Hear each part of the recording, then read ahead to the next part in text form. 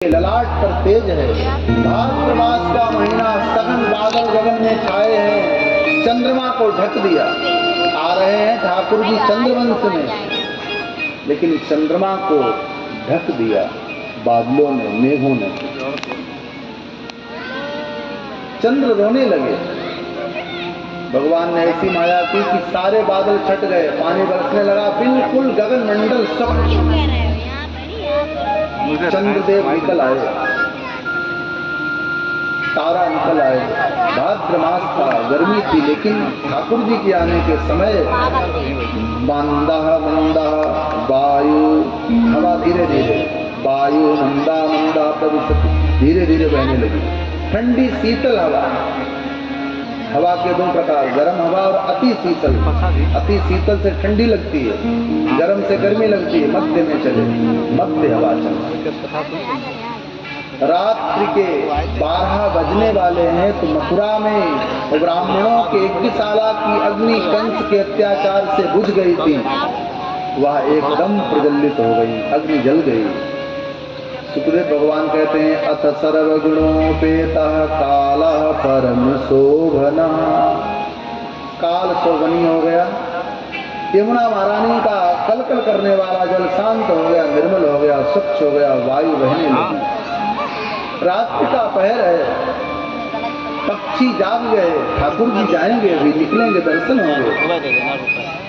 लालसा इस रात्रि में लोग पूज्य प्रेमानंद जी महाराज के दर्शन के लिए रात्रि भर जागते हैं। पक्षी जागे, आ रहे होंगे ठाकुर जी, जाग रहे हैं। 12 बजे हैं कि भगवान माँ देवती के सामने चतुर्भुज रूप में प्रकट हो गए। बोले चतुर्भुज भगवान की।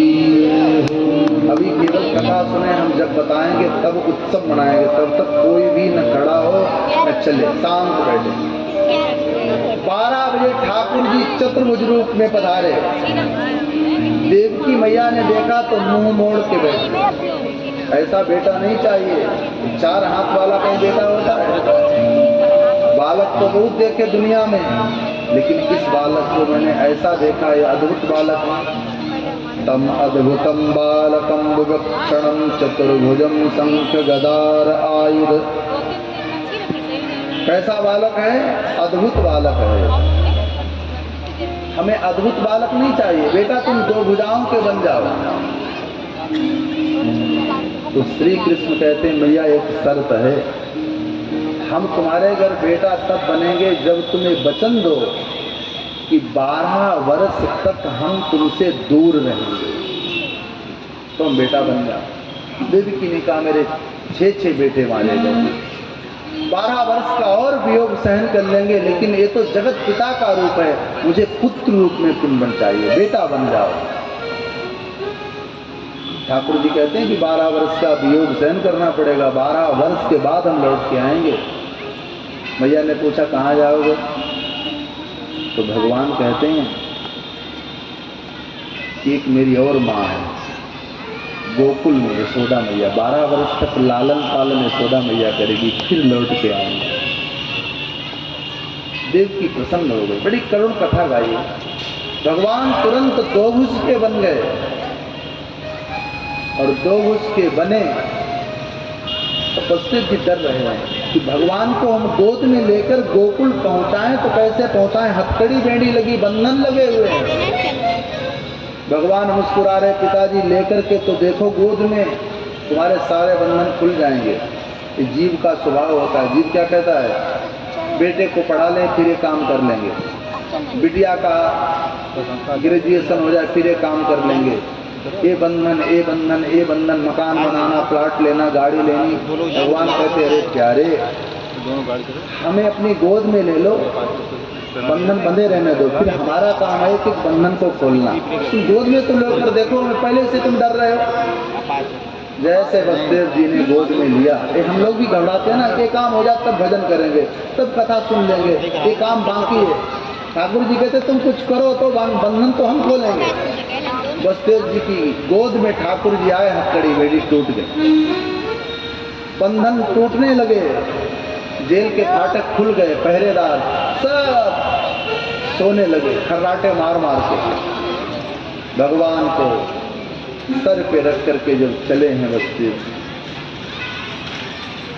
तो रास्ते में गाय और सिंह जो एक दूसरे से बैर करते हैं, लेकिन भगवान के दर्शन कर रहे हैं, हिंसा त्याग दी। नेवला और सर्प का बैर, लेकिन ठाकुर जी के दर्शन के समय नेवला और सर्प पास पास में खड़े हैं, हिंसा त्याग दी। भगवान का दर्शन करके, भगवान के भजन के प्रभाव से भी अगर मनुष्य के हृदय में हिंसा की वृत्ति बनी रहे, समझ लो उसका भजन अभी पका नहीं है।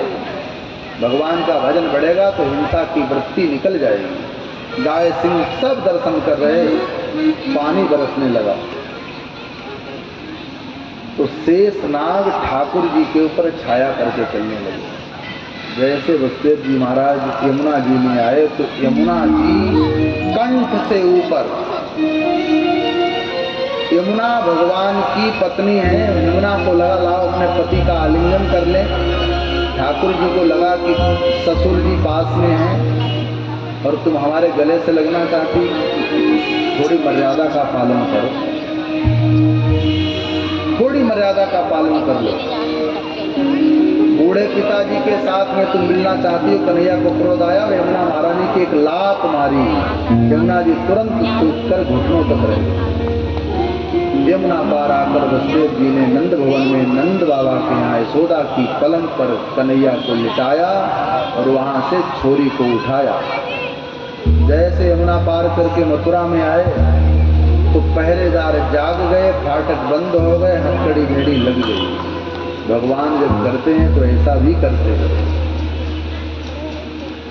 8वीं संतान होने वाली है तो कारागार की सुरक्षा व्यवस्था बढ़ा दी गई।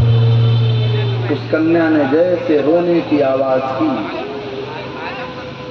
कि कंस दौड़ा, मेरा काल आया, मेरा काल आया, और उस बिटिया को पकड़ के मारना चाहता। देवकी ने पैर पकड़ लिए, मत मारो मत मारो, ये तो कन्या है। कंस ने कहा पता नहीं कन्या ही काल बन करके आई हो। उस कन्या को घुमा करके जब पत्थर पर पटका तो वह कन्या हाथ से छूट गई और अष्टभुजी दुर्गा के रूप में प्रकट हो गई। बोलो दुर्गा मैया की। आकाशवाणी करती है कि हे भोजराज कंस, तुम मुझे क्या मारोगे? तुम्हारा काल गोकुल में सुरक्षित पहुंच गया, तुम मुझे क्या मारोगे? कंस की नींद उड़ गई। अब हम लोगों को मथुरा से क्या लेना देना, हम लोग चले गोकुल। गोकुल में क्या हुआ? नंद बाबा के घर महात्मा लोग पधारे। महात्माओं को नंद बाबा ने खूब रबड़ी पिलाई, खूब सेवा की। महात्माओं ने आशीर्वाद दिया, नंद बाबा पुत्रवान भव, तुम्हारे बेटा हो। नंद बाबा ने कहा हमें लगता है कि भांग आज ज्यादा चढ़ा ली तुमने। महात्माओं ने कहा क्यों? बोले 80 साल की उम्र में हमारे छोरा छोरी कहाँ से हो, तुम्हारा आशीर्वाद झूठा। महात्माओं ने कहा जब तक तुम्हारे बेटा नहीं होगा तब तक हम जाने वाले नहीं। चाबी दे देना। और वहीं बैठकर गोपाल मंत्र का जप करने लगे। इधर घोर भय। सचिन को उसे भेज देंगे। अंग्रेजी बोलने वाले ज्यादा पढ़े लिखे लोग मॉर्निंग कहते हैं, कोई कहता है सुबह हो गई, हमारे जैसे गांव के अनपढ़ लोग कहते हैं भोर हो गया और भोर भयो। ये सूरदास जी ने भी गाया, भोर भयो गयन के पीछे। भोर शब्द कोई कहती है देहाती, देहाती नहीं है। अब लोग क्या बताएं, भगवान सद्बुद्धि दें। मंडे को आएगा वालों करके ले